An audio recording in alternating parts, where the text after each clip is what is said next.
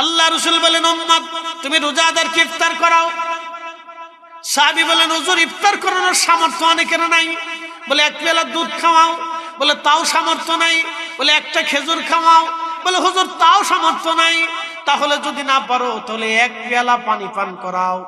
যদি পানিও পান করে রোজাদারকে পান করে তৃষ্ণা মিটাও। আল্লাহ রাব্বুল আলামিন যারে তুমি ইফতার করাইলা তার রোজা হোক বা না হোক, তোমার আমলনামায় একটা কবুল রোজার সওয়াব আল্লাহ লিখে দেবে। আচ্ছা, আপনি যে সারাদিন রোজা রাখছেন, আপনার রোজা হয়েছে কোনো গ্যারান্টি আছে? যারা ইফতার করেছেন তার কি কোনো গ্যারান্টি আছে? কিন্তু ইফতার করানোর সাথেই কবুল রোজার সওয়াব। বাইনা মরিচ চিনেন?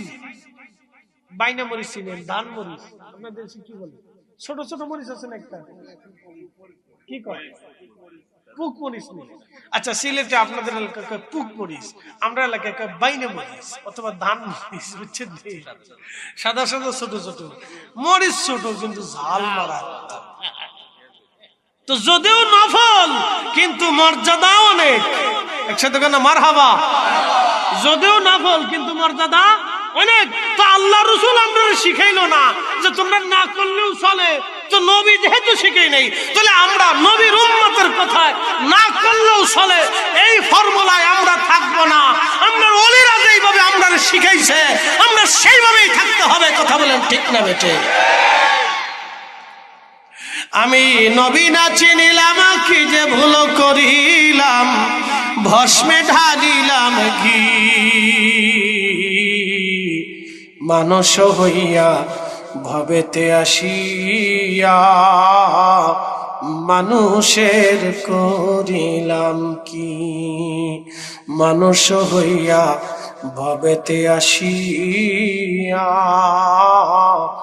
মানুষের করিলাম কি।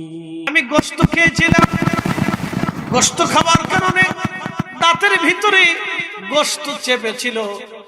ওগো আল্লাহর নবী ঈসা, এই গোশতটা বের করার জন্য আমি তার লাকড়ির ভিতর থেকে, কাঠের ভিতর থেকে আমি একটা শলা বের করে নিয়ে আসছিলাম। কাঠ ভেঙ্গে একটা টুকরা বের করে এনে আমি আমার দাঁতের গোশতগুলি বের করার জন্য ওটা ব্যবহার করেছিলাম। কিন্তু মালিকের অনুমতি আমি নেই নাই। মালিকের অনুমতি নেই নাই, অনুমতি ছাড়া আমি এই কাজগুলি করছিলাম। ওগো আল্লাহর নবী ঈসা, 40টা বছর ধরে তার হিসাব আমি দিতে পারতেছি না। ওই হিসাবের কারণে 40 বছর ধরে আমি কবরে কষ্টে আছি। 40 বছর ধরে এই বিষয়টা আমি প্রশ্নের জবাব আল্লাহর কাছে দিতে পারি নাই। আমার জিন্দেগি খুব সুন্দর ছিল, আল্লাহর ইবাদত গাফিলতি আমার ছিল না। কিন্তু ওই একটা ভুলের জন্য 40টা বছর ধরে আমি কবরে পস্তাইতেছি। আল্লাহর নবী ঈসা, আপনি তো পয়গম্বর, আপনি রাসূল, আপনি আল্লাহর কাছে বইলে আমারে মাফ করে দেওয়ার ব্যবস্থা করে দেন। একবার জোরে বলা যাবে কি সুবহানাল্লাহ?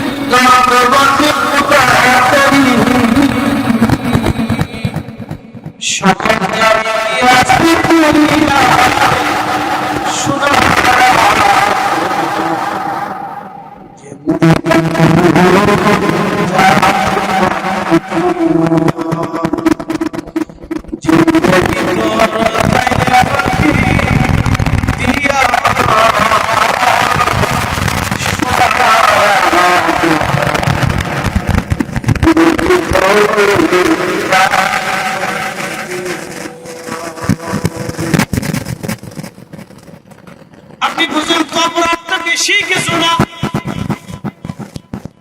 শুধু দাঁতের ভিতরের গোশতগুলি বের করার জন্য মালিকের অনুমতি ছাড়া কাঠের শলা পরিষ্কার করেছিল, অনুমতি নেই নাই। এই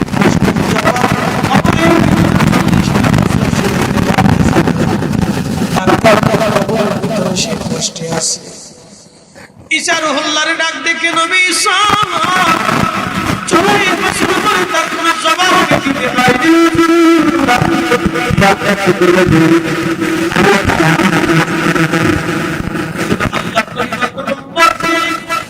তোমরা বিনা হিসাবে আল্লাহ মুসলমান চাও, বিনা হিসাবে ইমান চাও, বিনা হিসাবে আল্লাহ হিসাবে আল্লাহ মাফ করে দেন। আল্লাহ নবী বলেন প্রত্যেকদিন আমি 70 বার ইস্তিগফার করি। নবীর জীবনে কোনো গুনাহ নাই, আছে নাই?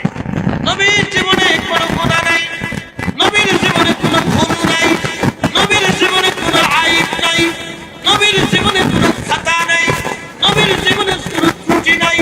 যারা নবীর ভুল ধরতে চায়, যারা নবীর ভুল ধরে মুসলমান তো পরের হিসাব আপনি করে কুকুর এবং শুয়োরের চাইতে নিকৃষ্ট। কুকুর এবং শুয়োরের চাইতে নিকৃষ্ট। আপনি মুসলমানের হিসাব করেন তো মুসলমান নেতারে বলেন উম্মত রাসূলের ভুল, উম্মত কখনো জবান থেকে বলতে পারে না যে নবীর ভুল হয়েছে, এটা তো উম্মত বলতে পারে। উম্মতের কলিজায় সাহস কি করে হবে যে রাসূলের এই কথা? উম্মত এই কথা বলতে পারে না। কেউ যদি বলে তাহলে বুঝতে হবে যে শুয়োর আর কুকুরের চাইতে নিকৃষ্ট। ও মানুষের কাতারই হতে পারে না, কথা বলে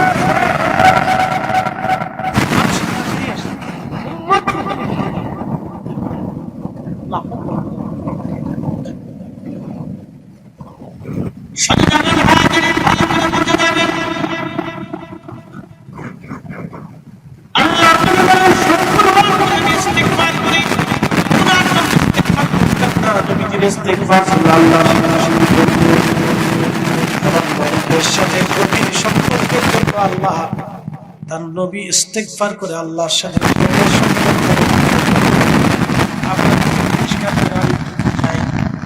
আপনারা মেহমান আমি আসবে কমিটি আমাকে কিছু হারিয়ে নেবে, অনেক কমিটি আপনাদের বিদায় সময় হারিয়ে নেয়, দেওয়ার সময় বলে বুঝুন যত্ন করতে পারলে ক্ষমা করে দিবেন। আচ্ছা বলেন তো কমিটি তো কোনো ভুল করে নাই, সে আমাদের সম্মানের সাথে সম্মানের সাথে খাবার হয়েছে, সম্মানের সাথে বিদায় দিছে, তারপর সে আমার কাছে ভুল কেন মাপ চায়? এই জন্য মাপ চায়, এটার নাম হচ্ছে বিনয়। বিনয়ের কারণে আত্মীয় বাড়ি আসলে বিদায়ের সময় বলে আসছিলাম, আপনার আসছিলেন কোনো যত্ন করতে পারলে মাফ করে দিয়ে ক্ষমা করে দিয়ে। এই ক্ষমাটা হলো বিনয়ের ক্ষমা, এই ক্ষমা চাওয়াটাও বিনয়ের ক্ষমা চাওয়া। নবীজি আল্লাহর কাছে বিনয়ের ক্ষমা চাইতেন, গুনার কারণে ক্ষমা চাইতেন না। আর আরেকটা ক্ষমা চাইতেন, সেটা হলো নবীর পরিবারকে শেখানোর জন্য নবীজি আল্লাহর কাছে ইস্তিগফার করতেন। দুই কারণে ইস্তিগফার করতেন, উম্মতকে শেখানোর জন্য, আরেকটা হলো আল্লাহর দরবারে বিনয়ের জন্য। এই ইস্তিগফারের হিসাবে ভুল হইতো বিদায় নবী মাফ চাইতেন। এই কথা যদি কেউ বলে তাহলে বুঝতে হবে কোরআনে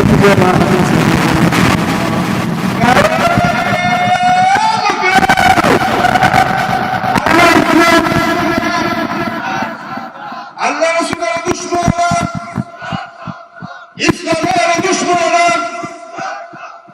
আল কোরআনের আলেম, আল কোরআনের আলেম,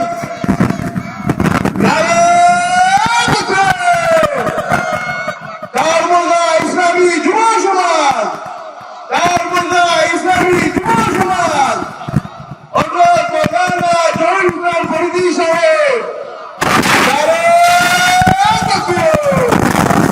তোমারই নাম শুনিলাম এই চোখে দেখলাম না, তোমারই নাম শুনিলাম এই চোখে দেখলাম না,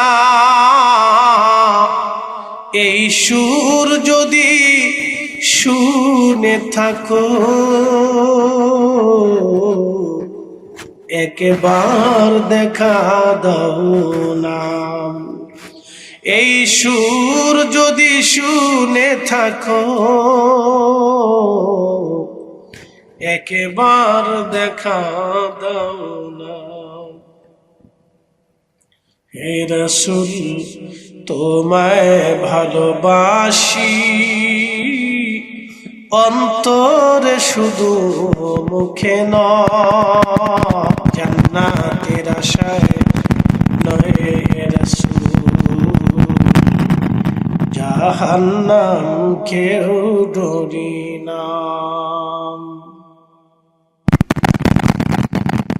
এ চার মৌজাবাসী আল্লাহর নবীর জন্য বলেন বেশি বেশি তোমরা মাপ চাও, খোদার দরবারে ক্ষমা চাও বিনা হিসাবিক।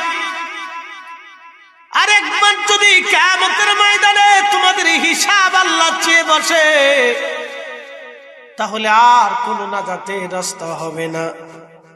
আমার উম্মত যদি হিসাব চায়, তাহলে আমার উম্মত ধ্বংস হয়ে যাবে, আমার উম্মত ধ্বংস হয়ে যাবে। যদি হিসাব চেয়ে বসে, উম্মত একেবারে ধ্বংস হয়ে যাবে। এই জন্য আল্লাহ বলেন ফায়ুনাব্বিউকুম বিমা কুনতুম তা'মালুন।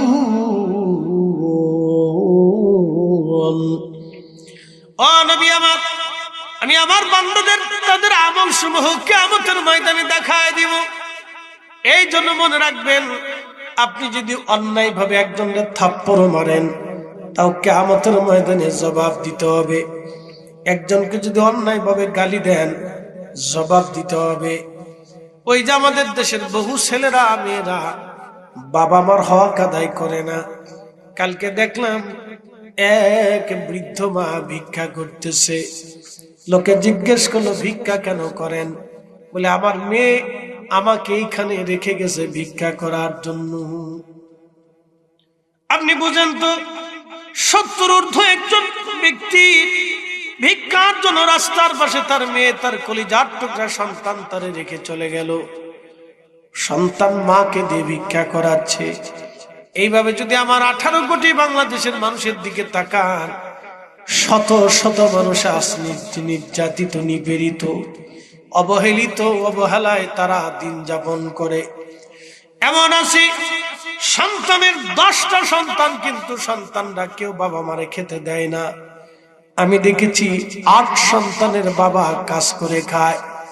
আমি দেখেছি 3 সন্তানের বাবা ভিক্ষা করে খায়। আমি দেখেছি 3-4 সন্তানের বাবারা এখনো রিক্সা চালায় খায়। তার অর্থ কি?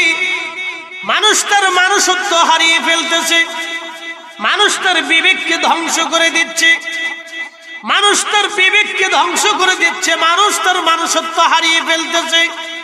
ও মানুষ যদি মানুষত্ব হারিয়ে ফেলে, তাহলে সে আর মানুষ থাকে না, সে অমানুষ হয়ে যায়, পশু হয়ে যায়। দেখবেন এই শীতের ভিতরে কত কুকুরের বাচ্চা হয়েছে। কোন কুকুরের 8টা 10টা করে বাচ্চা হয়। জীবনে দেখবেন না কোনো কুকুর তার বাচ্চা রেখে পালিয়ে যায়, কারণ কুকুররা বাচ্চা রেখে পালায় চলে যায় না। কোন কুকুর বাচ্চা রেখে পালায় না। কিন্তু আপনি যদি দেখেন, কত নারী সন্তান রেখে পালিয়ে চলে যায়, কত সন্তান রেখে নারী পালিয়ে চলে যায়, কত সন্তান রেখে পুরুষ বাবা পালিয়ে চলে যায়। এইভাবে যদি চলতে থাকে তো সমাজ ধ্বংস হয়ে যাবে, মানুষ তার মানুষত্ব হারাবে। এই জন্য আল্লাহ বলেন ইত্তাকুল্লাহ, আমারে ভয় করো, হাক্কা তুকাতিহি, ভয় করার মতো তোমরা আমারে ভয় করো।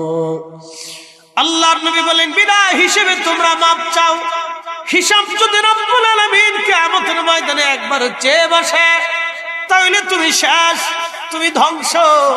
কারণ রবের দরজা থেকে তুমি হিসাব দিয়ে নাজাতের কোনো রাস্তা নাই। হিসাব দিয়ে তুমি পার পেতে পারবে না, হিসাব দিয়ে তুমি ক্ষমা পেতে পারবে না, কারণ হিসাব দেওয়া এত সহজ না। আপনি বুঝেন তো, শুধু দাঁত খিলাবে, সেই জন্য একটা কাঠ মালিকের অনুমতি ছাড়া নেওয়ার কারণে 40 বছর ধরে যদি কবরে কষ্ট পেতে হয়, তাহলে এইরকম ভুল যদি আমাদের জীবনে হাজার হাজার হয়ে থাকে, তাহলে কত লক্ষ বছর আমাদেরকে আল্লাহর দরবারে আসামি হয়ে থাকতে হবে। আপনি একটু হিসাব করেন, শুধু দাঁত। ইমাম আবুল ফরাজ তার কিতাবে লিখছে, হযরত ঈসা রুহুল আলাইহিস সালাতু ওয়াস সালাম মুর্দারে ডাক দেখে, দাঁড়াও, কুম বিজনিল্লাহ। তো মুর্দা জিজ্ঞেস করলো, হালত কি? বলে, হুজুর, হালত বড় কঠিন অবস্থা। তো কি ভুল করছো? বলে, হুজুর, আমার জিন্দেগির কোনো ভুল নেই, আমি কুলি ছিলাম, অনেক কষ্ট করে হালাল রুটি রুজি করছি, জিন্দেগি পার করছি। ভুল একটা ছিল, মালিকের অনুমতি ছাড়া একদিন এক কাঠ ঠুকরা নিয়ে আমি দাঁত খিলাল করছিলাম, অনুমতি নিয়ে নেই। তো বলতেছে, আল্লাহর বান্দা, মালিক তো তোমাকে বিনিময় দিয়েছিল, তো তুমি তার অনুমতি ছাড়া কাঠ কেন বসো? আপনি বুঝেন তো, যদি কিতাবুজ জুহুদ আপনি পড়েন তো মনে হবে যে আমরা মুসলমান না। আইম্মে ইকরামের কিতাব যদি কিতাবুজ জুহুদ পড়েন তো আপনি মনে হবে যে আপনি মুসলমানই না। এটা মনে হবে যে আপনি মুসলিমদের কাতারেই আসেন। আপনি, আমার কাছে মনে হবে যে আমরা আলেমরাও যারা আছে তাদেরও মনে হবে যে আমরা মুসলমান হই নাই, যদি কিতাবুজ জুহুদ পড়া যায়। এই জন্য আমাদের দেশে আসলে কিতাবুজ জুহুদ পড়ানোর দরকার। কিতাবুজ জুহুদ বুঝছেন, এটাকে বলে মুজাহাদা। মুজাহাদা বুঝছেন? মুজাহাদা যিনি করেন তাকে বলে জাহিদ। জাহিদ কি আপনার বলি? শহীদ, জাহিদ, মুসলিম, মুমিন, আলিম। আলিম তো জ্ঞানী, মুসলিম তো মুসলমান, শহীদ তো যে আল্লাহর পথে জীবন দেয়। আর মুজাহিদ যিনি জিহাদ করেন। আর আরেকটা হচ্ছে মুজাহাদা, জাহিদ বলে। এই মুজাহাদা হচ্ছে দুনিয়া বিরাগী হওয়া, দুনিয়ার সবকিছু ছেড়ে দিয়ে শুধু আল্লাহর জন্য নিজের জীবনকে বিলীন করে দেওয়া। এটা কোটি কোটি মানুষের ভিতর 2-4 জন মানুষ। এই যারা দুনিয়াতে মুজাহাদা করে গেছে, এরকম তাদের জিন্দেগি আর জীবন যদি আপনি পড়েন তাহলে আপনি বুঝবেন যে মুসলমান কাকে বলে, মুসলিম কাকে বলে। এই জন্য অলি মোটামুটিতে অলি হয় না। এখন নির্বাচন করে তো আমরা প্রধানমন্ত্রী বা মন্ত্রী পরিষদ অথবা সাংবিধানিক অথবা সংসদীয় এমপি আমরা গঠন করা হয়েছে, কিন্তু নির্বাচন দিয়ে কিন্তু অলি নির্বাচিত হয় না। অলি নির্বাচন দিয়ে কিন্তু মুজাদ্দিদ, কুতুব, আবদাল, আক্তাব, আলিম এগুলো নির্বাচিত হয় না। এটা নির্বাচিত হয় আল্লাহর পক্ষ থেকে। কথা ঠিক আছে কিনা? এই অলি নির্বাচিত হয় আল্লাহর পক্ষ থেকে, কিন্তু দুঃখ আর আফসোস আমাদের দেশের কিছু মানুষ এই অলিদের বিরুদ্ধে চলে গেছে। তারা ভাবতেছে আমরা খুব জিতে গেছি। আপনি জিতেন নাই, আপনি ঠকছেন। জন্মের তরে ঠকছেন, আখিরাতের ময়দানে ঠকছেন, কবরের জিন্দেগিতে ঠকছেন। আপনি অনেক ঠকছেন। মৃত্যুর সময় ঠকবেন, কবরে ঠকবেন, হাসরে ঠকবেন, মিজানে ঠকবেন, ফুলসিরাতে ঠকবেন, হাউজে কাউসারে ঠকবেন। আর সে আল্লাহর নিচে ছায়াগ্রস্ত যারা থাকবে, নূরের মিম্বরে, নূরের চেহারায়, নূরের টুপি বইরা, আর সে আল্লাহর নিচে যারা জায়গা পাবে তারা অলি এবং অলির মুহিব্বিন যারা থাকবে তাদের জায়গা হয়ে যাবে। একসাথে বলবেন আল্লাহু আকবার। এই জন্য অলিদের বিরুদ্ধে যারা গেছে তারা ঠকছে, এ জিতে নাই, এ তো বুঝে না। এ ঠকছে। অলি নির্বাচিত করে হয় না, ভোটাভুটি দিয়ে হয় না, একটু উনি নির্বাচন করে।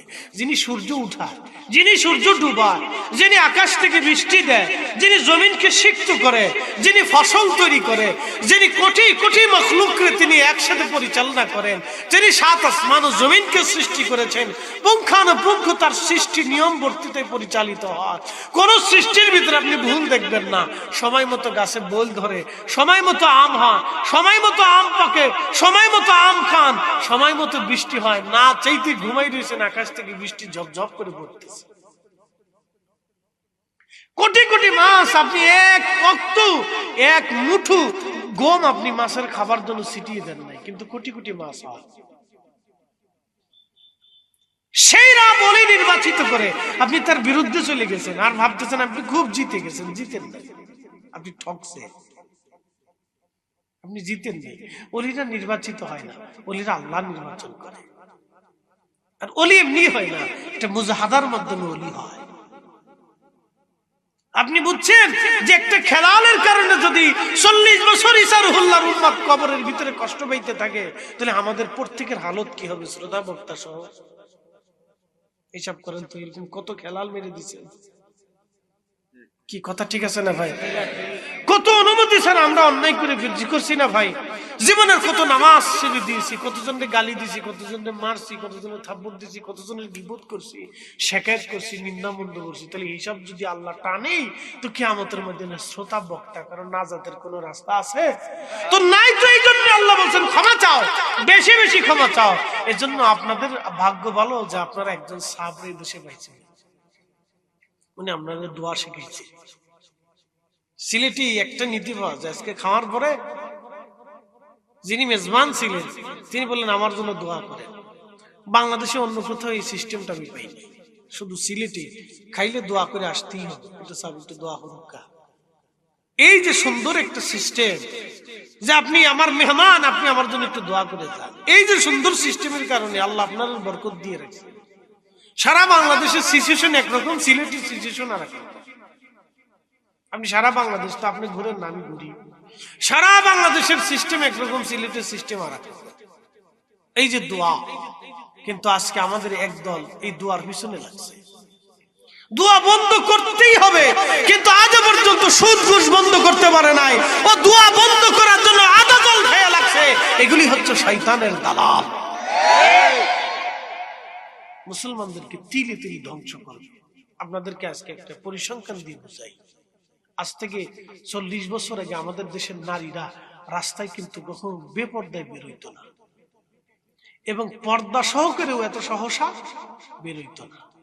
কিন্তু এখন নারীরা মার্কেটে, সার্কেটে, বিয়ে শাদিতে, বাপরে বাপ, মায়ের সাথে মায়ের বাউবালা, মায়ের মার বাউবালা, এটাই মেকআপ সেকআপ করে সাজ্জে গুজ্জে মানে যে যুবতী হয়ে আইছে।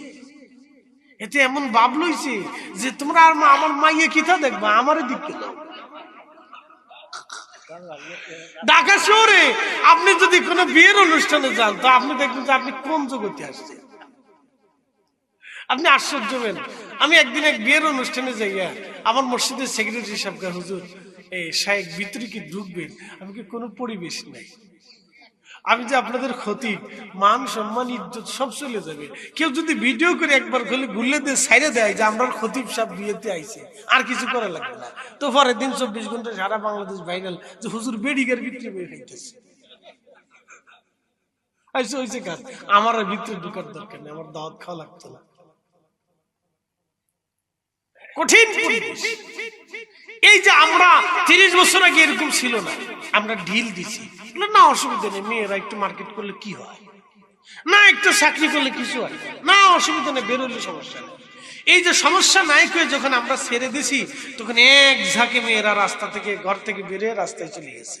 তখন আর আপনি যতই ছিলেন, যতই ওয়াজ করেন, আর ভিতরে ঢুকবে না। কথা ঠিক আছে কিনা? আগে লাইলাতুল বরাত আসলে মানুষ বরাত আসে নাই, মূলত মানুষজন তো রমজান এসে গেছে, বাড়ি বাড়ি আনন্দ এসে গেছে। বরাতের রাত্রে মানুষের আনন্দের উৎফুল্লতা দেখলে আপনি আশ্চর্য হতেন যে বরাতের রাত্রে মানুষ এত আনন্দ করে। মানুষের হৃদয়ের রমজানের দোলা দিত। মানুষ সিন্নি সালাদ রান্না করতো, রুটি টুটি হালুয়া টোটা বানাইয়া সে নিজে খাইতো না, আরো 10 জনকে খাওয়াইতো। কথা ঠিক আছে নি? এখানেও বেদাতের মাসলা মেরে দিল। ও কিতাবে খোঁজে যে হালুয়া রুটি কিতাব কোন কিতাবে আছে, আমি হালুয়া রুটি, তুমি কিতাবে তালাশ করো। হালুয়া রুটি তো ফাতিলে তালাশ করো, রান্না করে খুঁজবা। কি কথা কর না কেন? হালুয়া রুটি তুমি কিতাবে খুঁজো কেন, ওটা রান্না করে তালাশ করতে হয়। পাগল কোথা করে কিতাবে খুঁজতেছে, চিন্তা করেন তো। ও কিতাবে হালুয়া রুটি কোথায়? খাদ্যখানা কি কিতাবে খোঁজা যায়? মানে আমি যদি জিজ্ঞেস করি, ভাইরে আপনারা বলেন তো জিলাপি কোন কিতাবে আছে, তো ফাটফুলি হুজুর পাগল হয়ে গেছে। জিলাপি আমিত্তি তো কোনো কিতাবে নেই, তো জিলাপি আর আমিত্তি তো কিতাবে খোঁজার জিনিস না, ওটা মিষ্টির দোকানে খুঁজতে হবে। কি কথা ঠিক আছে কি? এখন আমি যদি জিজ্ঞেস করি, ভাই বিরিয়ানি কোন কিতাবে আছে, তো বিরিয়ানি খুঁজতে হলে তো ভাই কিতাবে তালাশ করবেন, ওটা বিরিয়ানি হাউস আছে। দেশে কত পাগলের আমদানি হয়েছে ভাই। এই যে হালুয়া রুটি মানুষ খাইলো, শুধু নিজেরা খাইতো, কুকুরে কি খাইতো না? কি কথা কর না? কুকুরে খাইতো না? শুধু কি ধনীরা খাইতো, গরিবে কি খাইতো না? সমস্ত গ্রামের মানুষ, প্রতিবেশী যারা আছে, সবার বাড়িতে হালুয়া রুটি দিয়ে আসতো, যে আমার চাচার ঘরে, দাদির ঘরে, অমুকের ঘরে তোমরা দিয়ে আসো, মিষ্টি টিষ্টি ভালো কিছু পাকাইলে দিয়ে আসতো। এই যে দেওয়ার রেওয়াজটা ফতোয়ার চোটে দেখেছে বন্ধ হইয়া। কি কথা ঠিক আছে নি? দিল বন্ধ করিয়া, তো বন্ধ করে দিয়ে কার উপকার করছেন? সুদ বন্ধ করতে পারছেন? পারেন নাই। তো এটা বন্ধ করে কি ঘুষ বন্ধ করতে পারছেন? তো পারেন নাই। তো কিতাব বন্ধ করছেন, লাভ হয়েছে কার? শয়তানকে আমারই লাভ হয়েছে, আমারই লাভ হয়েছে। আল্লাহ কোরআনে বললেন, أرأيت الذي يكذب بالدين فذلك الذي يدعو اليتيم ولا يحض على طعام المسكين। আচ্ছা বলেন তো, মানুষ যখন সিন্নি করে তখন কি শুধু সে নিজে খায় না সবাইকে দিয়ে খায়? আচ্ছা যমুনার মালিকে সিন্নি খাইতে আসে, বসুন্ধরার মালিকে সিন্নি খাইতে আসে, এমপি সাহেবরা আসে, চেয়ারম্যান সাহেবরা আসে, তো কারা খায়? সমাজের মধ্যবিত্ত, নিম্নবিত্ত, শ্রমিক শ্রেণীর অথবা গরিব শ্রেণীর অথবা মধ্যম ধনী ব্যক্তিরা যারা সমাজে টমাজে থাকে, তারা কিছু শরিক হয়। কথা ঠিক আছে কিনা? কিন্তু ভাগে তো মধ্যবিত্ত গরিবদের জন্য বেশি বন্টন হয়। কথা ঠিক আছে কিনা? এর সাথে কি কুকুরে পায় না, বিড়ালে পায় না, পশু পাখিরা পায় না, বাড়ির মুরগি, ছাগল বা হাঁস মুরগিরাও তো পায়। তাহলে আমরা ফতোয়া দিয়ে তাদের রিজিকটা বন্ধ করছি। কিয়ামতের ময়দানে যদি জুহুদের হিসাব করেন, তো রব্বে কারীম যদি জিজ্ঞেস করেন, মাওলানা ফরিদি তোমার ফতোয়ার কারণে আমার অনেক মাখলুক রিজিক থেকে বঞ্চিত হয়েছিল, হিসাব বুঝাই দিয়ে তারপরে যাও। এবার বুঝেল, যদি একটা খেলালের জন্য 40 বছর ইসারুল্লাহর উম্মত কবরের ভিতর কাঁদতে হয়, তাহলে এইরকম কত মানুষের রিজিকে হাত দেওয়ার জন্য তারা কিয়ামতের ময়দানে দাঁড়ায় থাকতে হবে, এটা হিসাব কষে না। এই জন্য বুজুর্গ যারা আলেম, তারা কখনো ফতোয়াবাজি করে না, তারা মানুষের জিকিরের মজলিসে বসায়, তারা দোয়ার মজলিসে বসায়। কি কথা কর না কেন? তারা ফতোয়াবাজি করে, তারা বলে তুমি বসো, যত নিষেধ হবে তত মানুষ সুন্নত ছেড়ে দিবে। দেখেন নফলের নিষেধাজ্ঞা বেদাত বেদাত, নফলের ইবাদত বেদাত বেদাত বলতে বলতে এখন মুসলমান সুন্নতও পড়ে না।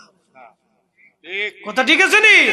টেডি মুসলমান। আর আরবের দিকে যদি তাকান তো কাজ হয়ে গেছে, আরবে কোনো সুন্নত নেই, ও সুন্নত ঠিক মতো পড়ে না।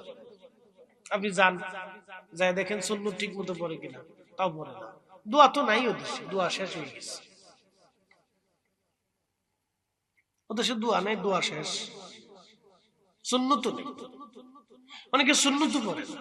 আর তাদের ওযু করার সিস্টেম যদি দেখেন তো হাদিসটা করতে জুব্বারে উঠাইতে উঠাইতে একবার ফুটা পর্যন্ত নিয়ে আসে। কি কথা কর না?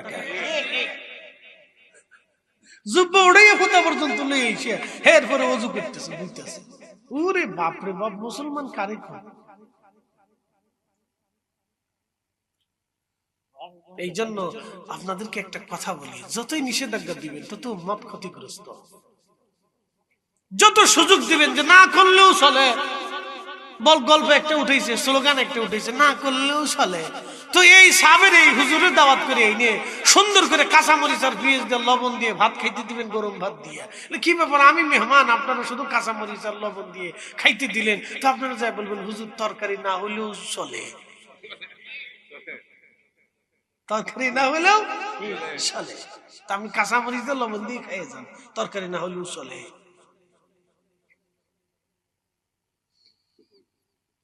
প্রিয় উপস্থিতি, রব্বুল আলামিন বলেন ফামান ইয়া'মাল মিসকালা যাররাতিন খায়রান ইয়ারা ওয়া মান ইয়া'মাল মিসকালা যাররাতিন শাররান ইয়ারা। অনুপরিমাণ নেকের কাজ যদি করো তারও বেনিফিট আমি তোমাকে দিয়ে দেব, অনুপরিমাণ গুনার কাজ যদি করো তারও প্রতিদান আমি তোমাকে দিয়ে দেব। এই জন্য কোরআনের বিধান অনুযায়ী নেকের কাজ ছোট হোক ছাড়ব না, গুনার কাজ ছোট হোক করব না। নেকের কাজ ছোট হোক ছাড়ব না, গুনার কাজ ছোট হোক করব না। এই জন্য আপনি যেটাকে গুনাহ মনে করতেছেন না, কিন্তু কিয়ামতের ময়দানে ওই কাজের জন্য আপনাকে পস্তাইতে হবে। কথা ঠিক আছে কিনা? আপনি নেক গুনার কাজ মনে করেন নাই, কিন্তু কিয়ামতের ময়দানে আপনাকে পস্তাইতে হবে।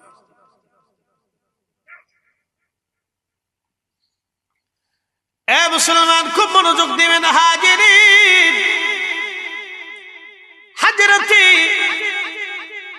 আল্লাহর নবী বললেন, বনি ইসরাইলের একজন আল্লাহর জাহিদ বান্দা 500 বছর ধরে আল্লাহর ইবাদত করলো।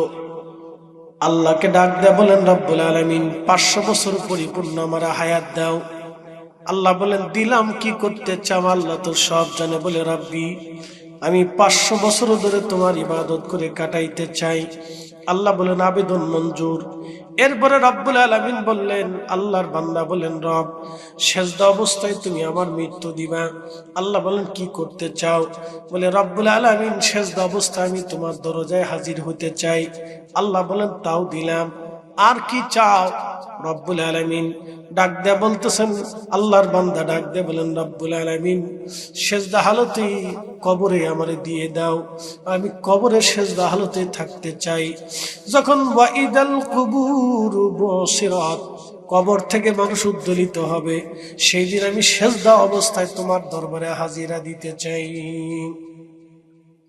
আল্লাহ বলেন, আবেদন মঞ্জুর। বান্দার ইন্তেকাল হয়ে গেল রূহের জগতে।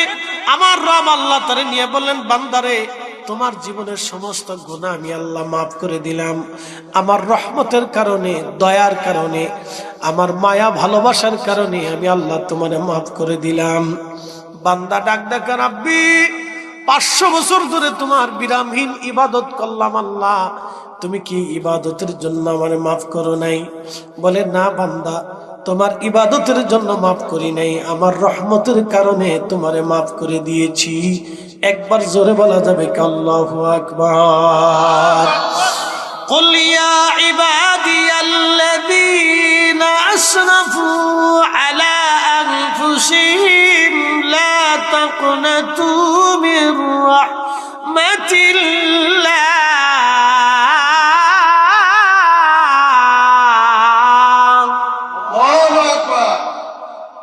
হুজুর, আপনি বলে দেন, বান্দা তুমি যত গুনাহ করো না কেন, যত অপরাধ করো কেন না কেন, ভয় পাইও না, নিরাশ হইও না। আমার রহমত থেকে তোমরা নিরাশ হইও না, নিরাশ হইও না, নিরাশ হইও না। আল্লাহ যেহেতু নিরাশ করে নাই, তা আমরাও আপনাদেরকে নিরাশ করতে পারবো না। এই জন্য দোয়া নামক ইবাদত থেকে কেউ যদি আপনারা সরায় দেয়, বুঝবেন খোদার রহমত থেকে আপনারা নিরাশ করতে চাইতেছে। ওটাই হলো অরিজিনাল শয়তানের দালাল, অনেক বড় দালাল, একবারে নীরব দালাল। আপনি নীরব ঘাতক। আপনারা একটা কথা বলি, শরীরে ক্যান্সার যখন হয়, তখন ক্যান্সারের যে ভাইরাস, এই মানুষকে আস্তে আস্তে আস্তে আস্তে করে শেষ করে দেয়। আর একটা নীরব ঘাতক মানুষের শরীর আছে, এটার নাম ডায়াবেটিস। মনে রাখেন, এটা যেন না হওয়ার আগে সতর্ক হবে। যুবকদেরকে বলতেছি, হওয়ার আগে সতর্ক হবে। ডায়াবেটিস এটা হলো মানুষের শরীরের নীরব ঘাতক। ও আপনাকে তিলে তিলে তিলে তিলে হত্যা করে। ডায়াবেটিস মানুষকে তিলে তিলে হত্যা করে। তার কিডনি, ফেসপা, কলিজা, তার জীবনের যৌবন এবং তার চোখের পাওয়ার, কানের পাওয়ার, জবানের পাওয়ার, পেটের পাওয়ার, শরীরের মাধ্যমে শক্তি সব তিলে তিলে তিলে তিলে শেষ করে দেবে। ডায়াবেটিস খালি ওয়াজ করলে হবে না, একটু ডাক্তারি করে দিয়ে যায়। সতর্ক করা আমরা দায়িত্ব। খালি তো পোল্ট্রি মুরগি খান, কচু শাক তো খাবেন না। কচু শাক খাইলে মনে করেন যে এটা আমরা লজ্জা শরমের কারণ না, বাড়ির সামনে কচু শাক লাগাবেন। এত যে পোল্ট্রি মুরগি খান, আপনারা বুঝাই 30 দিনে একটা জন্তুরে এটার ভুলাই এমনি টেপা বানায় 30 দিনে ভুলে গেছে। আপনি বুঝেন ওটার ভিতরে কি ইনজেকশন মারছে। ওটা আপনি পুরায় খান আর সিদ্ধ করে খান, সাথে খাচ্ছেনই তো। কি কথা ঠিক আছে না? পুরায় খান আর সিদ্ধ করে খান, আমরা ফ্যাটের ভিতরেই তো যাইতেছে। ওটা বাদ দিয়ে কচু শাক খান। আমাদের দেশের মানুষ একটু অলস হয়নি, তারা শাক সবজি উঠান ফোটান এগুলো করে না, অলস শ্রেণী। এখন মোবাইলে আসার পরে বেডিগার তো আর কোনো চিন্তা চেতনা নেই, এরা সব নূরজাহান হয়ে গেছে। বিরাট নবাব সিরাজউদ্দৌলার বউ আর কি, কোনো কাজ বাজ নাই তাদের। বাপরে বাপ। বন্ধু খুব মনোযোগ দিবেন। এই সমস্ত খাবারের ভেজালের কারণে আমাদের দেশের প্রচুর পরিমাণে এই রোগী বাড়তেছে। যদি কখনো এই নীরব ঘাতক আপনার শরীরে আসে, তাহলে বুঝবেন ও আপনাকে তিলে তিলে মেরে ফেলবে। ঠিক ওই রকম যারা আপনাকে দোয়া থেকে নফল ইবাদত থেকে সরাইতে চাবে বেদাতের ফতোয়া দিয়ে, বুঝবেন ও প্রথম ভাবে আপনার ডায়াবেটিসে ধরছে। কি কথা কন না কেন? ওরা ইসলামের ডায়াবেটিস, ওরা প্রথমেই আপনারা ধরছে।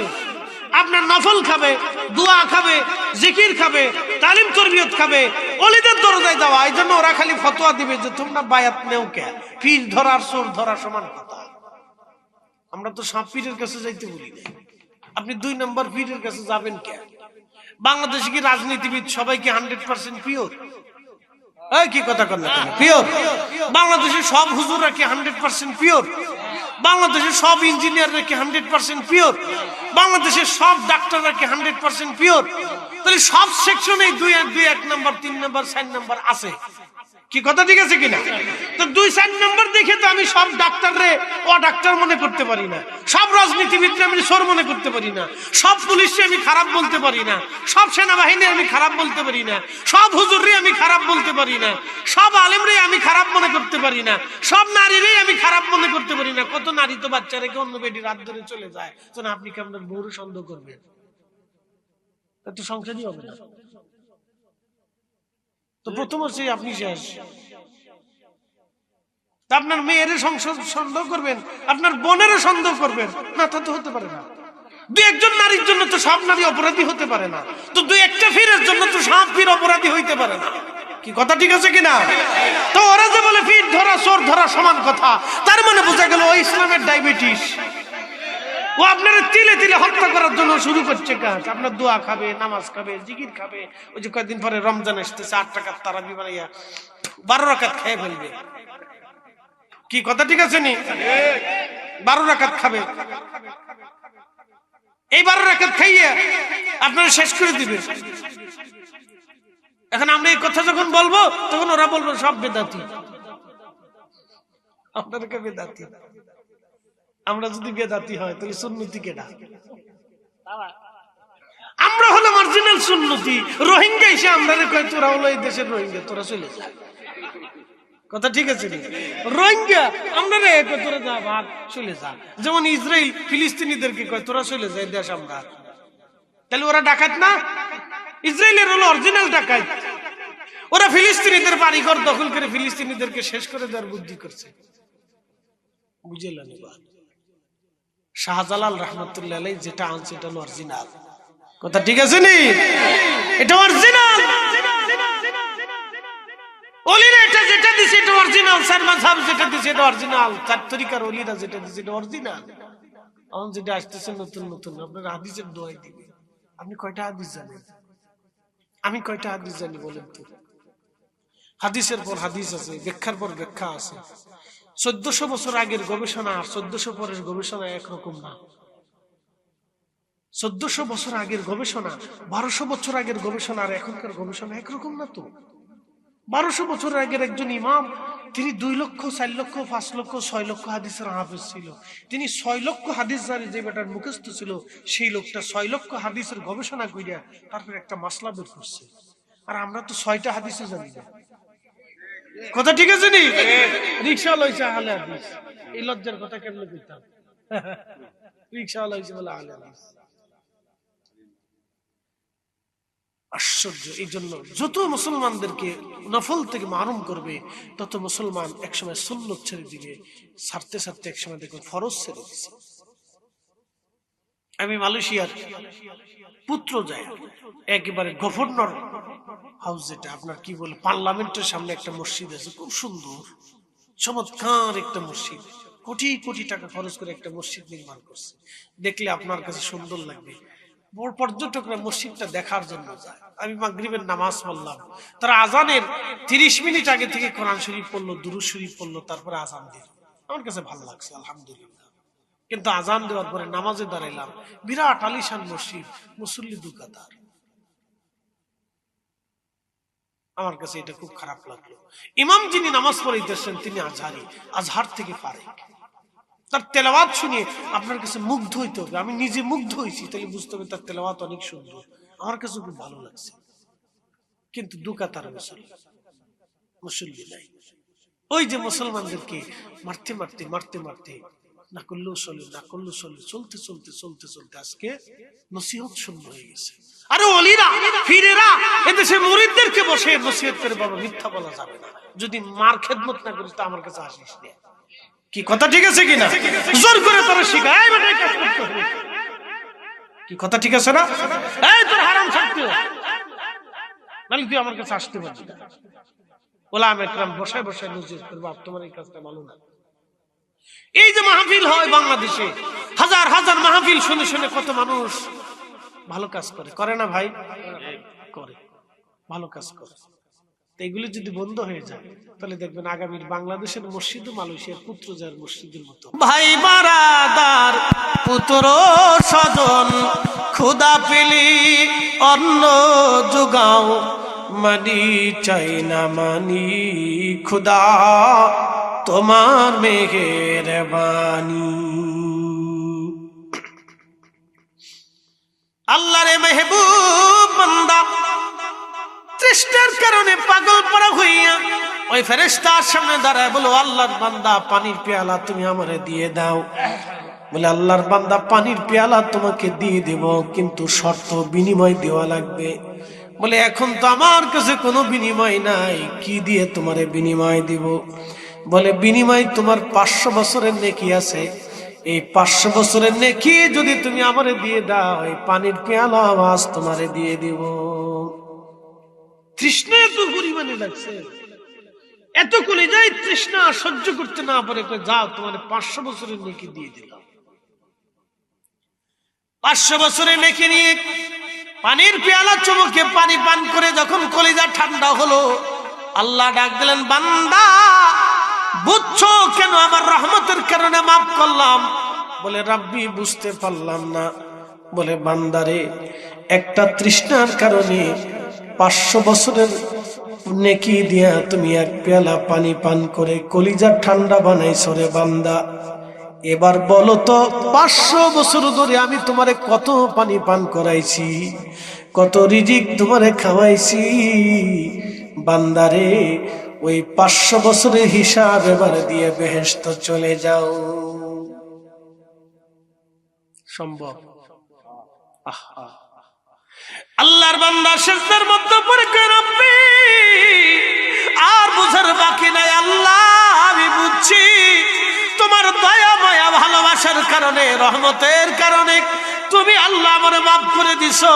আল্লাহ আল্লাহ আমার বুঝার আর বাকি নাই, রব্বুল আলামিন তোমার রহমতের কারণে আমারে মাফ করছো আল্লাহ। এই জন্য আল্লাহ বলে, লা তাকনাতু মির রাহমাতিল্লাহ, বান্দারে আমার রহমত থেকে তুমি নিরাশ হইও না।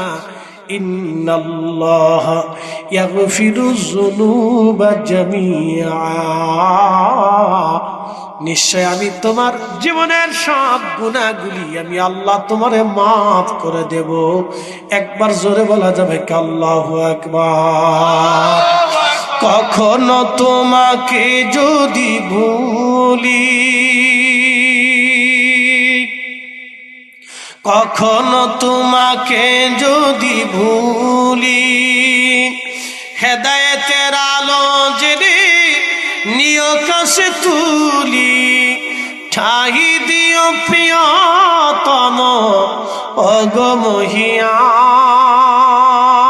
অগমহিয়ান, তুমি রহমান তুমি মেহেরবান। অন্ধ গাহে না শুধু তোমারি গুণগান, অন্ধ গাহে না শুধু তোমারি গুণগান, বুঝেও বুঝে না তবু শান, তুমি রহমান তুমি মেহেরবান।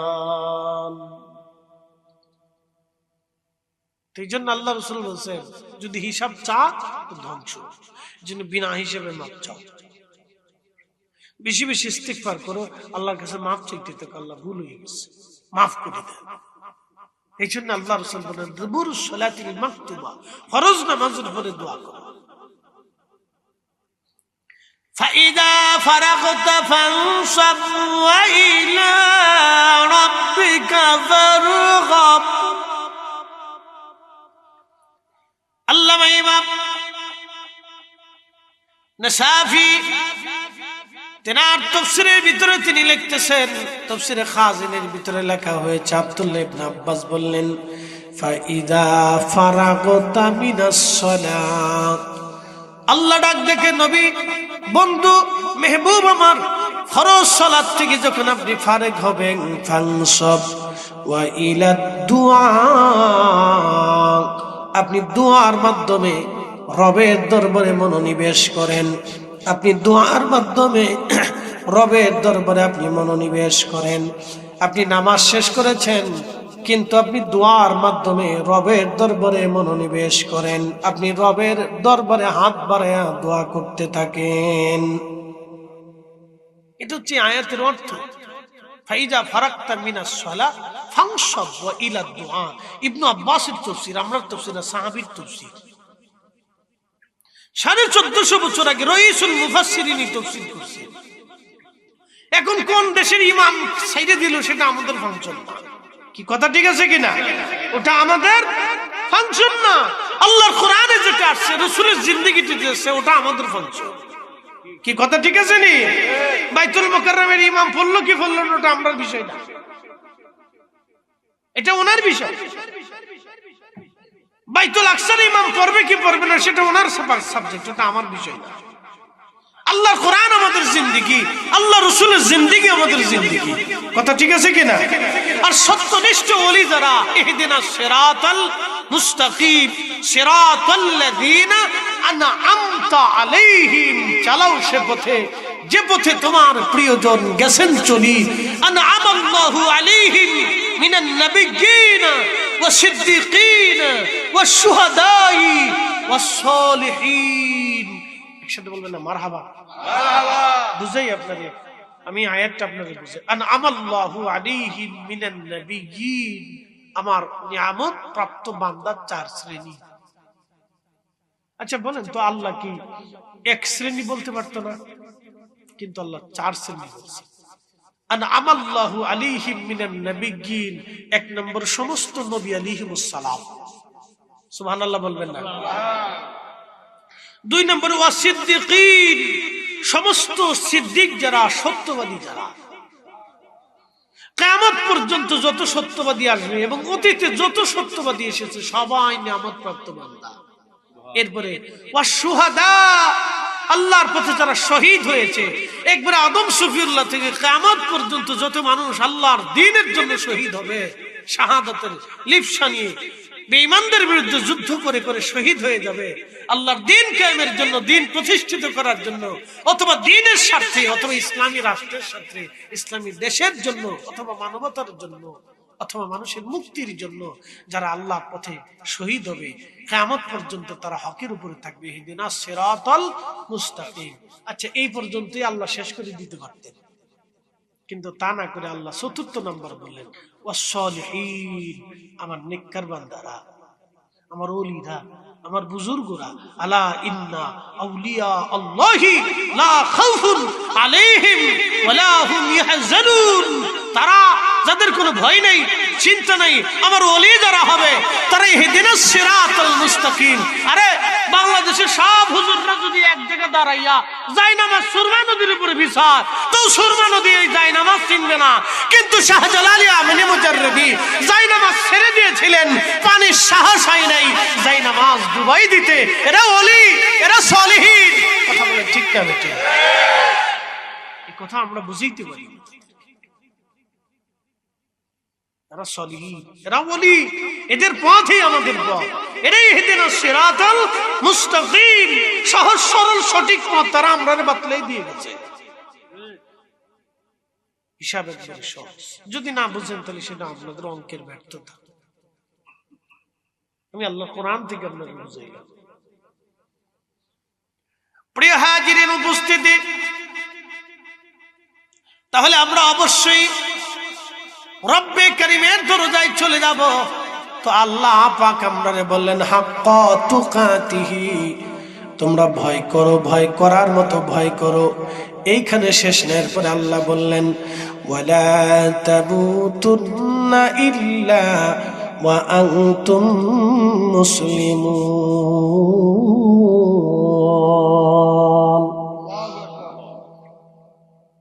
মুসলমান না হয়ে কবরে আইসো না, মুসলমান হয়ে কবরে আসো, মুসলমান হয়ে কবরে আসো, মুসলমান হয়ে মুসলমান হয়ে মুসলমান হয়ে কবরে আসো। মুসলমান কাকে বলে? আসলামতু লিরাব্বিল আলামিন, সমস্ত জগতের রবের সামনে যিনি তার সব কিছুকে মাথা নত করেন। কুল ইন্না সলাতি ওয়া নুসুকি ওয়া মাহইয়ায়া ওয়া মামাতি লিল্লাহি রাব্বিল আলামিন। আমার জীবনের নামাজ, আমার জীবনের সমস্ত কুরবানি, আমার জীবন, আমার জিন্দেগি, আমার জীবন, আমার মৃত্যু, আমার মরণ, আমার জীবন, আমার নামাজ, আমার ইবাদত, আমার কুরবানি, আমার জীবনের সবকিছু যদি আল্লাহর জন্য হয়, আল্লাহর জন্য হয়, আল্লাহর জন্য হয়, আল্লাহর জন্য হয়, তাকেই বলা হয় মুসলমান। মুসলমান মুসলমান মুসলমান মুসলমান। কোথা সে মুসলমান? আল্লাহতে পরিপূর্ণ ঈমান। কোথা সে মুসলমান? আল্লাহতে পরিপূর্ণ ঈমান। কোথা সে মুসলমান? আল্লাহতে পরিপূর্ণ ঈমান। কোথা সে মুসলমান? আল্লাহতে পরিপূর্ণ ঈমান। কোথা সে মুসলমান? তেলের গাড়ি তেলে চলে, হাওয়ার গাড়ি হাওয়ায় উড়ে। তেলের গাড়ি তেলে চলে, হাওয়ার গাড়ি হাওয়ায় উড়ে। বিনা তেলে চালাই গাড়ি নবী সুলাইমান। আমরা সেই মুসলমান, আমরা সেই মুসলমান। মুসলমান হতে হবে, মুসলমান ওয়ালা তামুতুন্না ইল্লা ওয়া আনতুম মুসলিমুন। মুসলমান তো মুসলমানের মতোই হতে হবে, বুঝতে পারছেন? এই জন্য মুসলমান হয়ে তারপরে কবরে আসো। আল্লাহ আমাদের এই আয়াত দিয়ে তিনটে জিনিস বুঝাইলেন।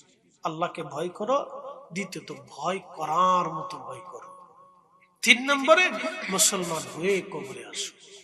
সামনে রোজা আসতেছে, ওর সময়ের একটু স্বল্পতা আছে। বলে কেমন স্বল্পতা? কালকে আমার হচ্ছে একটাই ফ্লাইট, 9টার ভিতরে আমার এয়ারপোর্টে থাকতে হবে। আমার ঢাকা 6টার ভিতরে, ভোর 6টার ভিতরে পৌঁছে বাচ্চা কাচ্চা সব রেডি করে আমার পৌঁছাইতে হবে, বুঝছেন? এই জন্য সময়ের একটা স্বল্পতা আমার কাছে আজকে আছে, একটু টানাটানি আছে।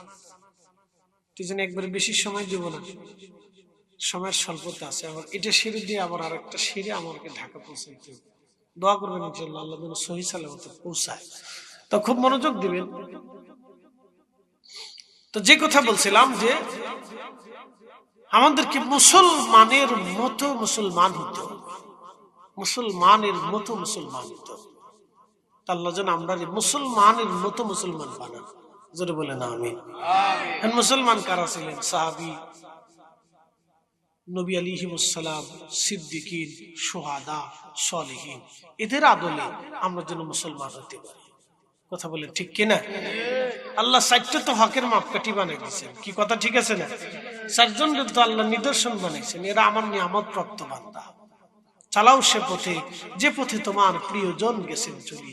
কবি গোলাম মুস্তাফার কবিতার ছন্দ থেকে বুঝাইলাম যে চালাও সে পথে যে পথে তোমার প্রিয়জন গেছেন চলি। সূরা ফাতিহার কবিতার ছন্দ লিখেছিলেন তিনি। আল্লাহ তেনার ছন্দের উসিলায় মাফ করে দিক, জোরে বলে না আমিন।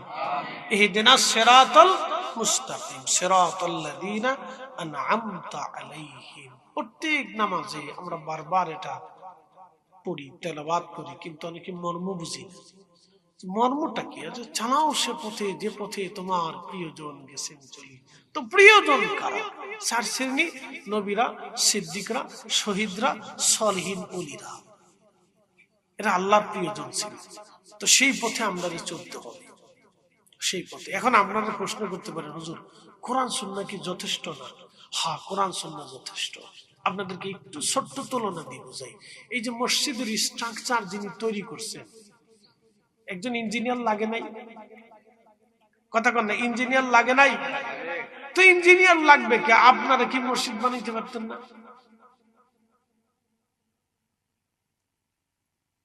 আপনারাই তো মসজিদ বানানোর জন্য যথেষ্ট। তো রাজমিস্ত্রি দরকার, কার ইঞ্জিনিয়ার দরকার? এবার বলে, আচ্ছা মানুষ অসুস্থ হয় না, তো ডাক্তার মানুষ দেখায় না, তো ডাক্তারের দরকার কি? আপনারাই তো যথেষ্ট।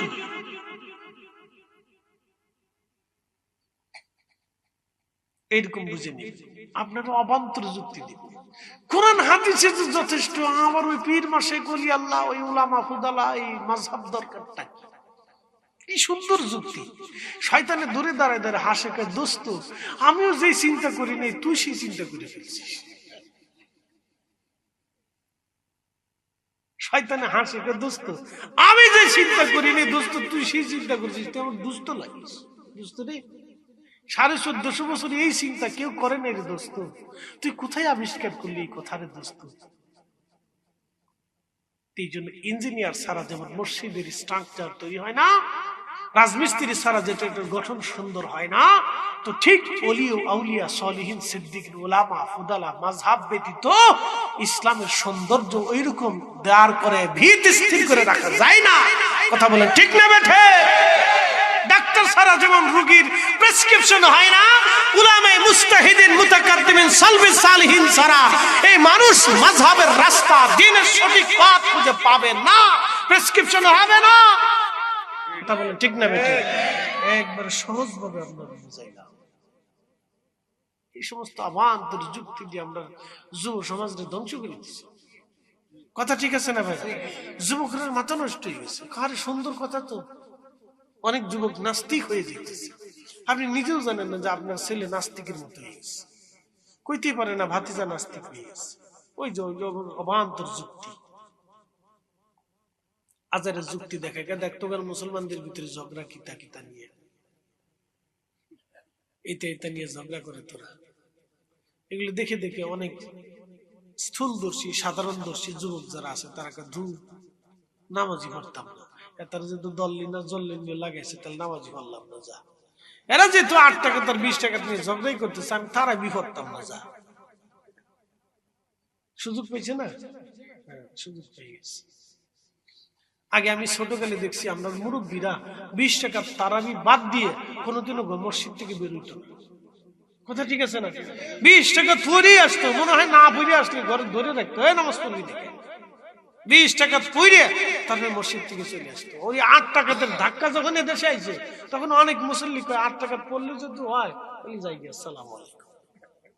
হ্যাঁ ঠিকই দেখবেন 10 টাকাতের পর থেকে মুসল্লি কমতে কমতে কমতে কমতে কমতে কমতে 10 দুঃখিত বলে 10 রমজানের পর থেকে মুসল্লি খালি কমতে থাকে। একবার ঈদের সান রাত আসলেই দেখবেন যে মুসল্লি শেষ, মুসল্লি সব মরে গেছে। এই যে যত ছাড় দিবেন তত উম্মত শেষ হয়ে যাবে, যত ছাড় দিবেন তত শেষ হবে। না করলেও চলে, না করলেও চলে, না হইলেও চলে, অসুবিধা নেই। এটা ইসলামে বলা যাবে না। আল্লাহ কোরআনে বলেছেন ফামাইয়ামাল মিসকালা যাররাতিন খায়রান ইয়ারা, অনুপরিমাণ নেক যদি করো প্রতিদান আমি তোমাকে দিব। আয়াতের তাফসীরে আসছে আল্লাহ রাসূল বলেন উম্মত তোমরা জাহান্নাম থেকে বাঁচো, জাহান্নাম থেকে বাঁচো। তোমার ভাইকে একটা খেজুর খাওয়াইতে হলেও তুমি জাহান্নাম থেকে বাঁচার চেষ্টা করো। যদি তা না পারো তাহলে তোমার ভাইয়ের সাথে তুমি মুস্কি হাসি দিয়ে হলেও জাহান্নাম থেকে বাঁচার চেষ্টা করো, মুস্কি হাসি দিয়ে হলেও জাহান্নাম থেকে বাঁচার চেষ্টা করো। সাহাবীরা কখনো কোনোদিনও তোমার ঘরের দরজা থেকে কোনো ভিখারিকে মাহরুম করিও না, জাহান্নাম থেকে বাঁচার চেষ্টা করো। বুঝতে পারছেন? একটা খেজুর খাই হলো জাহান্নাম থেকে বাঁচার চেষ্টা করো। শোনেন আপনাদেরকে এখন একটু ছোট্ট করে বুঝাই, রমজানে ইফতার করানো কি ফরজ? বুঝেন নাই? আমি রোজা রাখছি, আপনারা আমার দাওয়াত করে ইফতার করাইলেন। আমার দাওয়াত করে ইফতার করানো কি ফরজ? কোন রোজাদার ইফতার করানো কি ফরজ? এটা তো নফল, অতিরিক্ত কথা, ঠিক আছে না? কিন্তু এই অতিরিক্ত কাজটাকে উৎসাহিত করার জন্য আল্লাহ রাসূল কি প্যাকেজ ঘোষণা দিছে আপনি একটু বুঝেন তো। প্যাকেজ বুঝাই আপনার। এরা যে খালি না করলেও চলে, দেখেন আল্লাহ রাসূল না করলে চলে, এই কথা কিন্তু নবী শিখাই নাই। কি কথা ঠিক আছে কিনা? রাসূল শিখাই নাই। নবী বললেন কি, তুমি জাহান্নাম থেকে বাঁচো, একটা খেজুর খাওয়া হলো বাঁচো। মারহাবা কর। আর আমরা না করলেও চলে, না করলেও চলে, না করলেও চলে, এটা বলা যাবে, এটা নিষেধ আছে। দেখেন প্যাকেজ ঘোষণা দিলেন, বল কি প্যাকেজ? আল্লাহ রাসূল বলেন, উম্মত তুমি রোজাদারকে ইফতার করাও। সাহাবী বলেন, হুজুর ইফতার করানোর সামর্থ্য অনেকের নাই। বলে এক পেলা দুধ খাওয়াও। বলে তাও সামর্থ্য নাই। বলে একটা খেজুর খাওয়াও। বলে হুজুর তাও সামর্থ্য নাই। তাহলে যদি না পারো তাহলে এক পেয়ালা পানি পান করাও। যদি পানিও পান করে রোজাদারকে পান করে তৃষ্ণা মিটাও। আল্লাহ রাব্বুল আলামিন যারে তুমি ইফতার করাইলা তার রোজা হোক বা না হোক, তোমার আমলনামায় একটা কবুল রোজার সওয়াব আল্লাহ লিখে দেবে। আচ্ছা, আপনি যে সারাদিন রোজা রাখছেন, আপনার রোজা হয়েছে কোনো গ্যারান্টি আছে? যারা ইফতার করেছেন তার কি কোনো গ্যারান্টি আছে? কিন্তু ইফতার করানোর সাথেই কবুল রোজার সওয়াব। বাইনা মরিচ চিনেন? বাইনা মরিচ চিনেন? ধান মরিচ আপনাদের কি বলে? ছোট ছোট মরিচ আছে না একটা, কি কয়? পুক মরিচ নেই। আচ্ছা, সিলেটে আপনাদের এলাকায় পুক মরিচ, আমরা এলাকায় বাইনা মরিচ অথবা ধান মরিচ, বুঝছেন?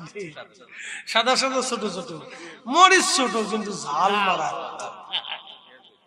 তো যদিও নফল কিন্তু মর্যাদা অনেক। একসাথে কেন মারহাবা? যদিও নফল কিন্তু মর্যাদা অনেক। তো আল্লাহ রাসূল আপনারা শিখাইলো না যে তোমরা না করলেও চলে? তো নবী যেহেতু শিখাই নাই, তাহলে আমরা নবীর উম্মতের কথায় না করলেও চলে এই ফর্মুলায় আমরা থাকবো না। আমরা ওলিরা যেইভাবে আমরা শিখাইছে আমরা সেইভাবেই থাকতে হবে। কথা বলেন ঠিক না বেটে? আমি নবী না চিনিলাম, কি যে ভুল করিলাম, ভস্মে ঢালিলাম ঘি।